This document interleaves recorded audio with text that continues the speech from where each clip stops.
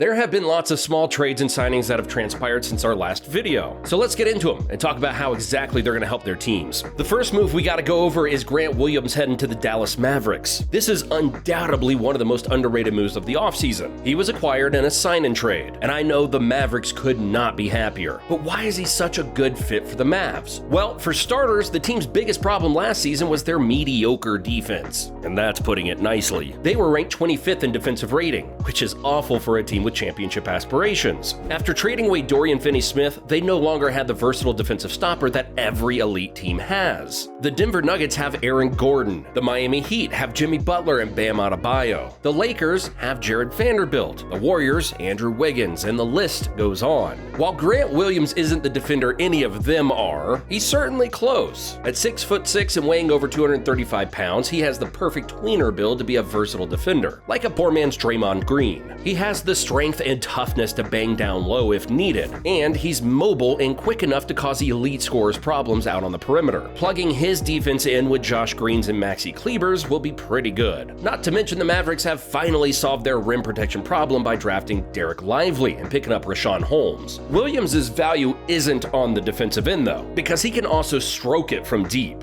He shot nearly 40% from 3 on 3.7 attempts per game and over 40% last season on around the same number of attempts. So he is an outstanding shooter, and playing with an amazing playmaker like Luka Doncic will benefit his game a lot. Luka draws a lot of attention, especially in the clutch. So having an experienced shooter like Williams, who has hit big shots in the playoffs, is great for the team overall. And remember, Williams turned down a contract extension from the Celtics last season. Here's what he had to say about that. I was thankful just because I feel like the way that my agent and everybody talked about it was that this was the floor. In Boston, it's really like $48 million with the millionaire's tax. So $54 million in Dallas is like $58 million in Boston and $63 million in LA.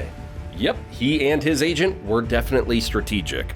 But now let's talk about the next move. Max Strus signed a 4-year, $63 million deal with the Cleveland Cavaliers. He ran hot and cold for the Miami Heat in the playoffs, shooting a horrific 32% from 3. But the 27-year-old is exactly what the young Cavs need. Even with that being said, the Cavs defense is great for the most part, but as we saw in the postseason, their offense can fall apart. You can never have enough shooters and scorers on your roster. Donovan Mitchell, Karis LeVert, and Darius Garland are all good scorers, but that's only 3 good scorers. So when Mitchell underperformed, everything else went downhill for the team because they didn't have much backup. Take the Denver Nuggets, for example. They had Nikola Jokic, Jamal Murray, Michael Porter Jr., Aaron Gordon, Kentavious Caldwell-Pope, and even Bruce Brown chipped in here and there. That's 6 scores the opposing team had to worry about. And sometimes it's not even about the volume of scores, it's about the quality and how well they produce individually. And the Cavs had neither. They didn't have a high volume of scores, nor did they have the quality. And I'm not saying Max magically solves everything and makes them title contenders, but it does point them in the right direction.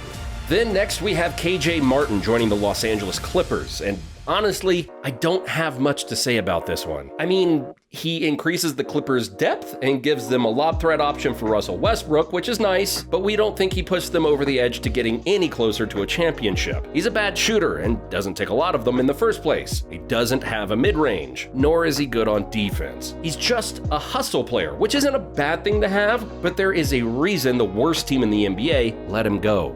Now let's switch countries and talk about the Raptors. The Raptors' 2 moves that they've made are extremely underrated. They signed Dennis Schroeder to a 2-year deal and Jalen McDaniels to a 2-year contract as well. Let's start with Dennis. Now that Fred VanVleet is gone, Dennis Schroeder will now be the starting point guard. He's going to be 30 years old when the season starts, but that's really not that old at all, especially for a point guard. And honestly, replacing him for VanVleet isn't the biggest downgrade in the world. Fred is an all-star caliber guard, but Dennis is pretty close to being labeled as such as well. His biggest problem is staying consistent. Fred was the better scorer, averaging 19 points per game compared to Schroeder's 12. But you also have to remember, Dennis was playing alongside 2 top 10 players, the King and AD. Remember in 2019 when Dennis was in a similar situation with the Thunder's offense? He again averaged 19 points per game on similar percentages to Chris Paul and a younger SGA on his team. I know that was a few years ago, but he still can average around 17 to 18 points this year. He averaged 4.5 assists per game for the Lakers as well. So now that'll have a higher usage rate, you can expect that to be higher as well. But his impact on the defensive end is where he almost matches VanVleet's total value. I can make a strong, and I mean strong, case that Dennis Schroeder was a better defender than him this season. Schroeder's full court pressure is non-stop, and his ability to get around screens was absolutely elite. He was one of the best among players at his position. And as for Jalen McDaniels, he was a rental for the 76ers this past season. But with his length and solid defense, he's going to fit right in with the Raptors system, and he's only 25.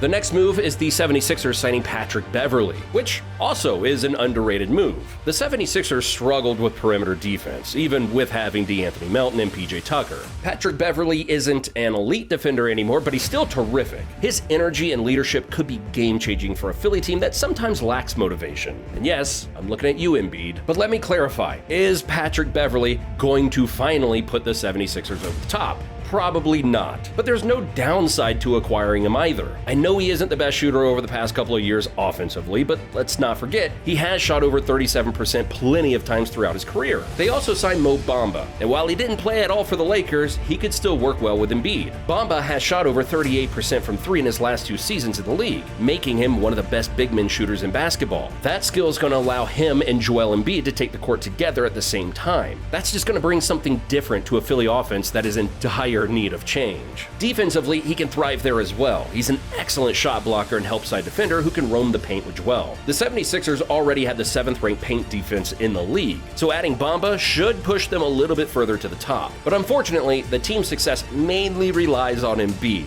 and time again, he has shown the inability to show up when it matters most in the playoffs. And to make matters worse, he constantly throws his teammates under the bus. He just doesn't scream winning culture. Plus, he's 30 years old, so he probably isn't going to get much better as a player and a leader. Only time will tell though. I'm not counting the MVP out just yet.